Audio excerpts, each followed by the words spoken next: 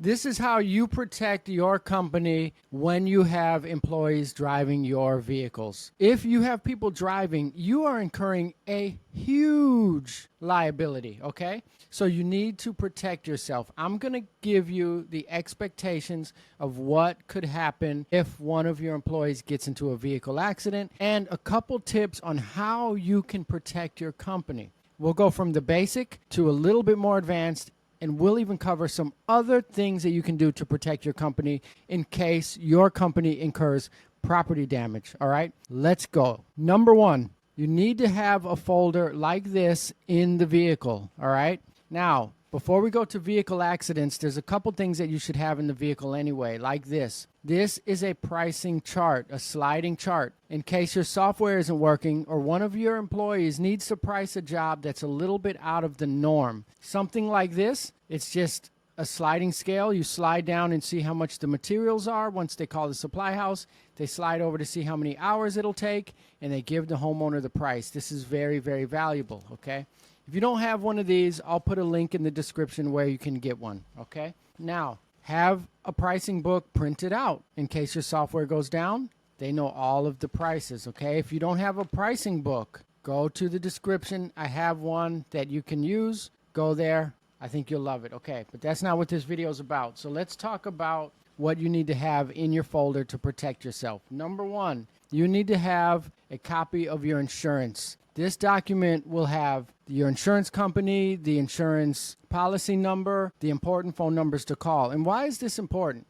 Because if you want to be an owner that sometimes wants to clock out, you need a vacation too. And when you're gone on vacation, what if someone crashes one of your vehicles? Does anyone know the insurance policy? Does anyone know the numbers to call? Does anyone know what to do? You want to have this in this folder. So you have your insurance, your employees know where it is, and also a list of things that need to be done in an accident. So it's going to be, in case of accident, number one, get to a safe place. Number two, here's the checklist. Take photos of the other vehicles. Take photos of the other vehicles' license plates. Take photos of the vehicle, all of the damage. Take photos from close up. Take photos from far away. Okay? Also, once they have that, there can be important phone numbers. The insurance phone number, because you don't have to be the only one in the company that knows how to contact the insurance. They know, hey, this thing says to get photos, and it also says to call the insurance company and report the accident as soon as possible.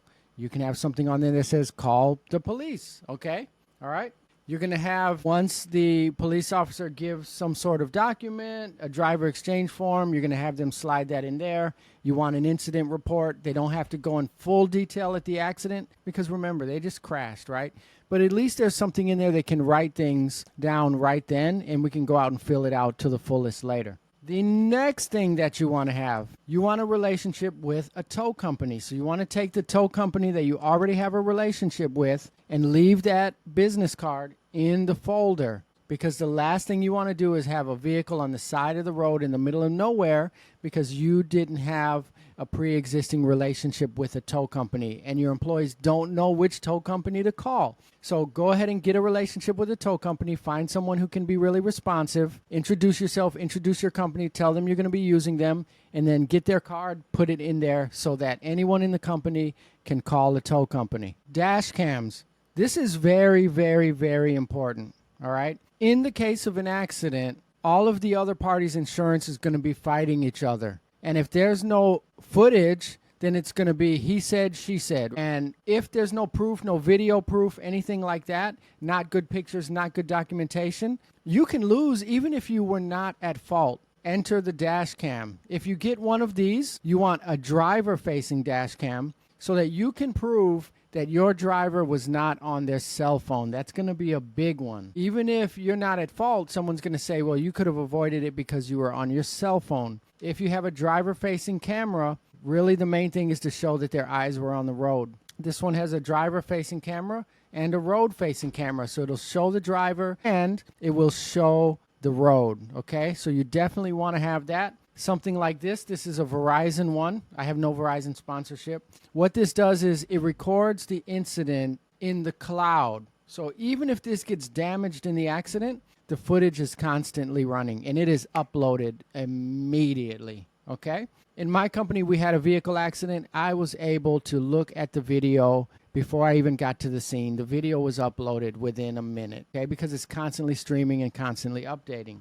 This is plugged into the car's OBD2 port, and it has a Wi-Fi connection, a satellite connection, and it's constantly updating. It'll also show your drivers their driving habits, so they're going to always get alerts, and it's going to make them safer anyway. Let's get to protecting your company from property damage. Remember, you own an HVAC company, you own a plumbing company, you own an electrical company. Most states have a 10-year liability. So whatever you've done in the last 10 years, you are still liable for. So if property damage occurs at a house that you touched within 10 years, if something happens to it, even if it's the fault of someone else, if an electrical thing catches on fire and you're an HVAC company, or if a plumbing thing completely leaks and you're an HVAC company, if you were at that property within 10 years, you are going to be part of that investigation. So it's very important that every single house you go to, you get 3 things. Those signatures, recorded phone calls. That is the magic trifecta, okay? You want your teammates to take photos of everything, no matter how dumb it is. If they touch a thermostat, take a picture of a thermostat. Never get your team unmotivated on taking photos. If they take 700 photos of a job site, don't say, oh my gosh, you're taking too many photos. Trust me, if you get in one of these investigations, the last thing you want is lots of documentation, but missing that one photo that could have solved the case. So get an app like Company Cam and take photos galore. It automatically goes into the software. I'll put a link to Company Cam in the comments. I love that. It has saved me. Signatures. Make sure that everything that you explain to the customer is written down on that invoice. Make sure every single thing that you've done, and here's the kicker that most people miss, everything that you did not do, make sure you write that on the invoice. For example, if you install an air conditioning unit and the homeowner opted not to get a new thermostat because they had a fancy old thermostat, write that down. Did not install thermostat because homeowner declined. Installed this but did not change furnace because homeowner declined. Because if you get in that investigation and someone else changes that thermostat or someone else changes a part of the AC that you didn't, if something happens, it's going to be he said, she said. When you say, hey, yes, I replaced the AC, but I didn't replace the thermostat. If that thermostat caused property damage or caused a fire, you're going to want to prove that written on that paper with the signature that you didn't do it. Number 3, recorded phone calls. It's very, very easy these days to record phone calls. I use an app called CallRail. I'll put a link in the comments, in the description to it. You can call a customer, you use an app, you pull out your phone, you put the customer's phone number in, you toggle the button, record phone call, and you call them, and that recording is in the cloud. If you have recorded phone calls, if you have photos, if you have signatures, if you have documents like this, if you have dash cam footage, you have protected your company. And not only your company, but you've protected your employees, because sometimes insurance will go after your actual employee, okay? I hope you learned something. Go to the description. That's where I'm going to put the resources, the pricing document, the CallRail, Company Cam. Let me know if you have any questions in the comments. I hope you learned something. Have a good day.